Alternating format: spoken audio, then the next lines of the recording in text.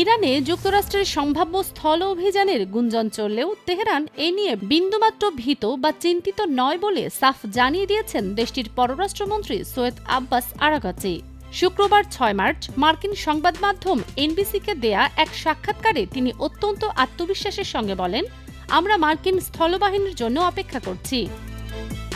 Araghchi দাবি করেন, Iran যে কোনো স্থল আক্রমণ মোকাবেলা করার জন্য পূর্ণ সক্ষমতা রাখে এবং যুক্তরাষ্ট্রের এমন কোনো পদক্ষেপ ওয়াশিংটনের জন্য একটি বড় বিপর্যয় ডেকে আনবে।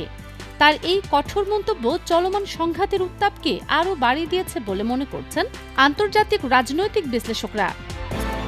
সৈয়দ আব্বাস আরাগাচি সাক্ষাৎকারে স্পষ্টভাবে জানিয়ে দেন, ওয়াশিংটনকে যুদ্ধবিরতির কোনো প্রস্তাব দেওয়ার পরিকল্পনা তেহরানে নেই।